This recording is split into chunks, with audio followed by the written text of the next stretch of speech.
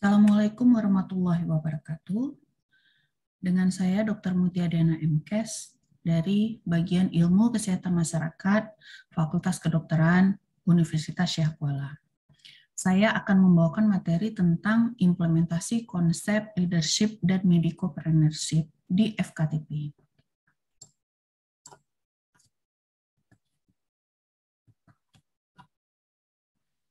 Kita masuk yang pertama sekali tentang pengertian FKTP dan BPJS Kesehatan.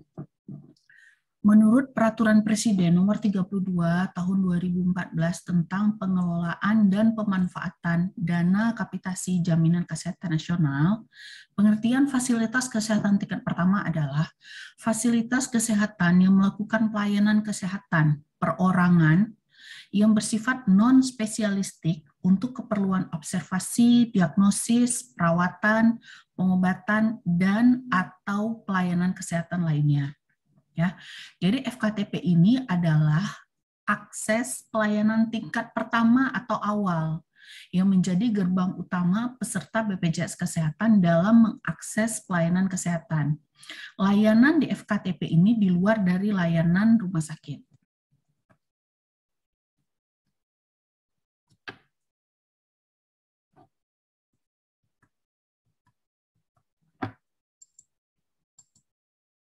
Salah satu layanan kesehatan BPJS yang bisa dikatakan setara dengan rumah sakit adalah program rujuk balik, serta program pengelolaan penyakit kronis. Program ini meliputi konsultasi medis, edukasi, reminder melalui SMS Gateway, dan home visit. Data yang dihimpun dari BPJS Kesehatan sudah lebih dari 18.000 fasilitas tingkat pertama yang telah bekerja sama dengan BPJS. Begitu setiap bulannya BPJS Kesehatan juga mengeluarkan biaya sebesar 600 sampai 700 miliar untuk layanan yang diberikan oleh fasilitas tersebut.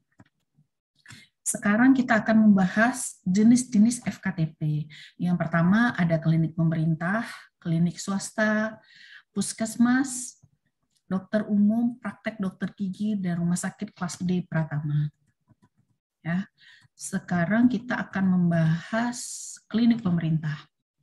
Berdasarkan Peraturan Menteri Kesehatan Nomor 9 Tahun 2014 tentang klinik, apa sih pengertian klinik? Klinik adalah fasilitas pelayanan kesehatan yang menyelenggarakan pelayanan kesehatan perorangan, yang menyediakan pelayanan medis dasar dan atau spesialistik. Jadi klinik ini bisa dia pelayanan medis yang dasar, bisa juga pelayanan khusus spesialis. Ya, di Indonesia klinik ini dapat dimiliki oleh pemerintah, pemerintah daerah, atau masyarakat. Klinik pemerintah adalah klinik yang dimiliki oleh pemerintah dan pemerintah daerah yang didirikan sesuai dengan ketentuan peraturan perundang-undangan. Umumnya klinik pemerintah ini berada di pusat atau keramaian masyarakat, di keramaian yang nggak jauh lokasinya dari pusat tempat tinggal penduduk atau pusat keramaian. Ini diperhatikan sesuai dengan kebutuhan pelayanan berdasarkan rasio jumlah penduduk. Contoh klinik pemerintah yaitu puskesmas yang belum berubah menjadi BLUD, klinik milik TNI atau Polri, klinik bakti husada. Biasanya klinik pemerintah ini berada di kawasan yang mudah dijangkau masyarakat. Yang kedua, klinik swasta. Berdasarkan peraturan yang sama, Peraturan Menteri Kesehatan Nomor 9 Tahun 2014, klinik yang dimiliki masyarakat disebut juga dengan klinik swasta. Klinik swasta yang dimiliki oleh masyarakat menyelenggarakan rawat jalan dan rawat inap, bisa rawat jalan, bisa rawat inap, atau keduanya, didirikan oleh perorangan atau badan usaha dan badan usaha. Bisa dan atau ya. Sesuai aturan, klinik yang dimiliki masyarakat ini menyelenggarakan rawat inap harus didirikan oleh badan hukum. Jadi kalau klinik yang menyelenggarakan rawat inap harus didirikan oleh sebuah dalam bentuk badan hukum. Saat ini banyak klinik swasta yang menjadi mitra kerja dari fasilitas kesehatan milik pemerintah. Fasilitas yang ditemukan di klinik swasta antara lain konsultasi medis umum, pemeriksaan kesehatan, ada juga yang melayani spesialis penyakit. Beberapa klinik juga dilengkapi dengan apotik dan laboratorium. Yang ketiga, puskesmas. Pengertian puskesmas adalah satu unit layanan kesehatan yang paling mudah diakses oleh masyarakat. Di setiap kecamatan pasti ada puskesmas. Pengertian yang lain adalah unit teknis dari Dinas Kesehatan. Jadi puskesmas ini secara strukturnya dia di bawah Dinas Kesehatan. Dinas Kesehatan yang berada di sebuah kabupaten maupun kota. Unit tersebut bertanggung jawab dalam bidang kesehatan secara lengkap, merata, terjangkau di masyarakat. Karena biaya dari operasional itu ditanggung pemerintah, biasanya harga dari layanan masyarakat ini lebih mudah untuk dijangkau masyarakat. Selain sebagai pusat layanan kesehatan, puskesmas juga bertugas mengedukasi masyarakat untuk lebih sehat hidupnya. Tentu kita tidak asing dengan posyandu. Posyandu itu salah satu tugasnya adalah memantau keluarga Indonesia dan memantau kesehatan keluarga Indonesia dan memastikan setiap anak di daerah tersebut mendapatkan imunisasi dan pengetahuan gizi yang lengkap. Saat ini, hampir seluruh layanan puskesmas di Indonesia merupakan bagian dari FKTP BPJS Kesehatan. Hal ini karena unit tersebut didirikan oleh pemerintah kabupaten atau kota setempat. Yang keempat, dokter umum. Menurut peraturan Badan Penyelenggara Jaminan Sosial BPJS Kesehatan nomor 2 tahun 2015, dokter praktek perorangan yang disebut juga dengan dokter umum praktek pribadi atau perseorangan adalah dokter yang menyelenggarakan pelayanan medik dasar umum dalam rangka upaya kesehatan perorangan tingkat pertama. Itu adalah pengertian dari dokter umum praktek atau dokter pribadi, ya. Dokter yang menyelenggarakan pelayanan medik umum, pelayanan medik dasar umum. Kalau praktek dokter gigi, kalau misalnya dokter umum itu lebih ke permasalahan medis dan gejala umum yang dialami oleh pasien. Kalau dokter gigi itu khusus melayani permasalahan gigi. Jadi seorang dokter gigi ini bisa bekerja di puskesmas, klinik, rumah sakit, namun mereka juga bisa dipersilahkan untuk membuka praktek sendiri. Yang kelima, rumah sakit kelas D Pratama. Berdasarkan peraturan Kementerian Kesehatan nomor 24 tahun 2014, rumah sakit kelas D Pratama adalah rumah sakit umum yang menyediakan layanan perawatan kelas 3. Fungsinya adalah untuk meningkatkan akses bagi masyarakat dalam rangka menjamin upaya pelayanan kesehatan perorangan dengan bentuk pelayanan rawat inap, rawat jalan, gawat darurat, dan pelayanan lainnya. Jadi fungsi rumah sakit kelas D ini, dia supaya masyarakat itu lebih mudah mengakses kesehatan gitu, bisa jadi pelayanannya itu bisa rawat inap, rawat jalan, gawat darurat maupun pelayanan lainnya. Baik, kita akan masuk ke cakupan pelayanan medis di FKTP. Apa saja pelayanan medis di FKTP ini? Yang pertama ada 5. Yang pertama rawat jalan tingkat pertama. Yang ketiga, layanan imunisasi dasar. Yang keempat, layanan konsultasi keluarga berencana. Yang kelima, layanan screening kesehatan. Oke, kita masuk yang pertama dulu. Layanan medis rawat jalan tingkat pertama ini meliputi segala pelayanan administrasi dan pelayanan promotif preventif. Pelayanan administrasi ini ditanggung oleh BPJS di FKTP, di antaranya biaya administrasi pendaftaran sampai biaya penerbitan surat rujukan ke fasilitas kesehatan lanjutan. Sementara pelayanan promotif preventif meliputi penyuluhan kesehatan, penyuluhan faktor resiko penyakit, penyuluhan PHBS, perilaku hidup bersih dan sehat. Apa bedanya dengan yang pertama? Jadi yang kedua ini rawat jalan tingkat pertama. Cakupannya sama dengan rawat jalan tingkat pertama tadi yang kita bahas di poin sebelumnya, tapi ditambahkan dengan fasilitas akomodasi bila diperlukan. Fasilitas akomodasi ini akan diberikan pada pasien sesuai dengan indikasi medis. Yang ketiga, layanan imunisasi dasar. Fasilitas kesehatan ini turut melayani tindakan medis imunisasi, termasuk apa aja imunisasinya, tetanus, hepatitis B, polio, dan campak. Layanan konsultasi keluarga berencana. Layanan keluarga berencana meliputi konseling, kontrasepsi dasar, vasektomi, dan tubektomi. Seluruh pemberian vaksin dan alat kontrasepsi dasar ditanggung BPJS, kecuali kegiatan pelayanan pemasangan IUD dan suntik di daerah perifer. Yang kelima, layanan screening kesehatan. Yang kelima, layanan screening kesehatan. Jadi fasilitas kesehatan tingkat pertama juga melayani pengecekan atau screening kesehatan.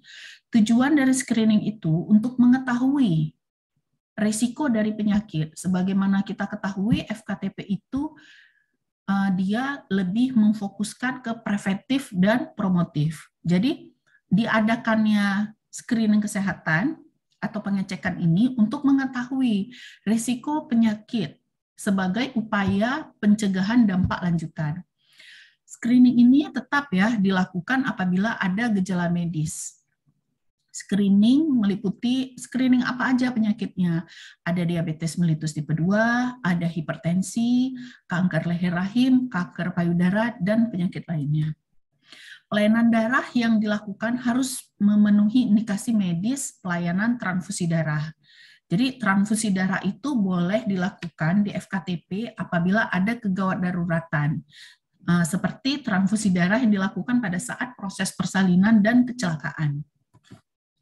Sekarang kita masuk ke perbedaan FKTP dan FKRTL. Apa sih bedanya antara FKTP dan FKRTL? Pengertiannya ya, FKRTL adalah kepanjangan dari fasilitas kesehatan rawat tingkat lanjutan. Fasilitas ini memiliki layanan kesehatan yang berbeda dari fasilitas kesehatan tingkat pertama. Penanganan medis di vaskes rujukan lebih kompleks daripada di tingkat yang pertama. Bila tingkat pertama hanya menangani masalah dan gejala umum, di vaskes rujukan ini lebih ke penanganan yang bersifat spesialistik.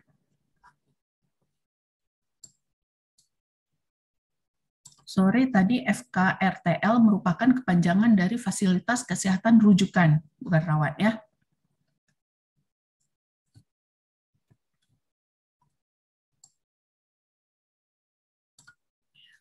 Penanganannya, jadi di FKTP ini,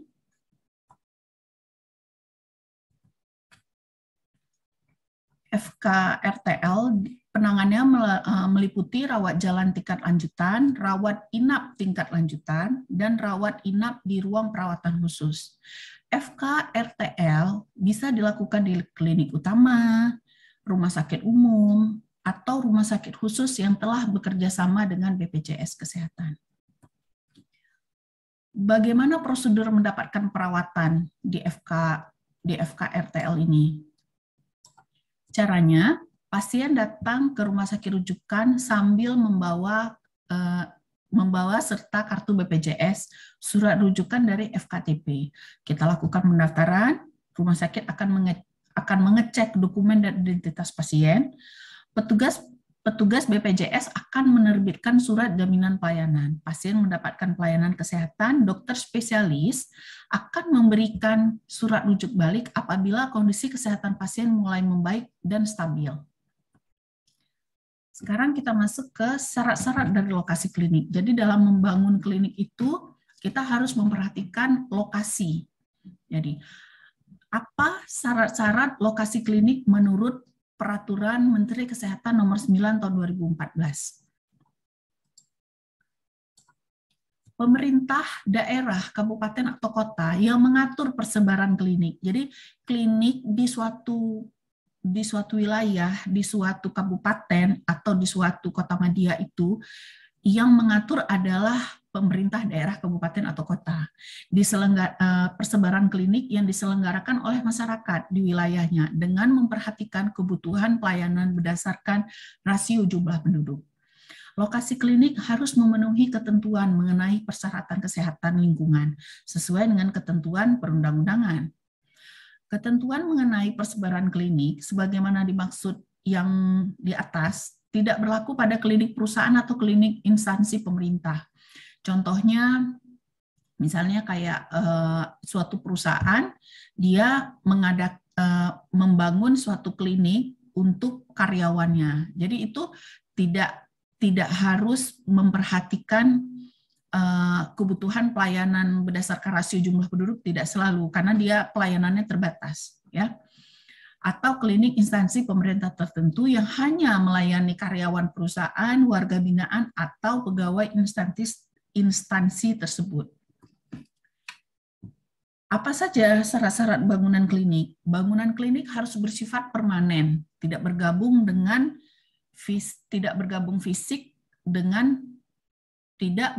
fisik bangunannya dengan tempat tinggal perorangan. Ketentuan tempat tinggal perorangan sebagaimana dimaksud tidak termasuk apartemen, rumah toko, ruko ya, rumah kantor, rumah susun, dan bangunan sejenis. Bangunan klinik harus memperhatikan fungsi, keamanan, kenyamanan, kemudahan dalam memberikan pelayanan dan perlindungan keselamatan dan kesehatan bagi semua orang, termasuk penyandang cacat, anak-anak, dan orang lanjut usia. Orang usia lanjut. Bangunan klinik paling sedikit terdiri dari ada ruang pendaftaran atau ruang tunggu, ruang konsultasi, ruang administrasi, ruang obat dan bahan habis pakai, ruang tindakan, ruang atau pojok ASI, kamar mandi, ruang lainnya sesuai dengan kebutuhan pelayanan. Selain persyaratan di atas, apa saja yang harus dimiliki klinik rawat inap? Ruang rawat inap harus memenuhi persyaratan. Udah gitu, ruang rawat inap ini akan ada persyaratan khususnya, itu maksudnya ya. Jadi ada ruang farmasi, ada laboratorium, ada dapur. Berapa minimal tempat tidur yang dimiliki oleh klinik rawat inap? 5, maksimal 10. Prasarana klinik meliputi ada instalasi sanitasi, instalasi listrik, pencegahan dan penanggulangan kebakaran, ambulan khusus untuk klinik yang menyelenggarakan rawat inap, sistem gas medis, sistem merta udara, sistem pencahayaan, dan prasarana lainnya sesuai dengan kebutuhan. Persyaratan apa yang harus dimiliki oleh FKTP? Jadi persyaratan yang harus dipenuhi oleh FKTP. Kita bagi dua, ada yang untuk praktek dokter gigi, praktek dokter layanan primer, dan ada juga untuk klinik pratama. Ya, jadi kalau untuk praktek dokter, yang pertama ada SIP, nomor pokok wajib pajak, NPWP, perjanjian kerjasama dengan laboratorium, apotik, dan jejaring lainnya. Surat pernyataan kesediaan mematuhi ketentuan yang terkait dengan JKN. Bukti pelaporan dan pengukuran indikator nasional mutu pelayanan kesehatan. Lalu yang kedua, apa saja yang persyaratan yang harus dipenuhi klinik pratama? Yang pertama ada surat izin operasional, surat izin praktek, dan surat izin kerja bagi tenaga kesehatan lainnya, surat izin praktek apoteker, SIPA, bagi apoteker dalam menyelenggarakan pelayanan farmasi, NPWP, perjanjian kerjasama dengan jejaring, surat pernyataan kesediaan mematuhi ketentuan yang terkait dengan JKN, lalu sertifikat akreditasi. Ya, ini penting, sertifikat akreditasi. Oke, terima kasih. Itu presentasi dari saya. Assalamualaikum warahmatullahi wabarakatuh.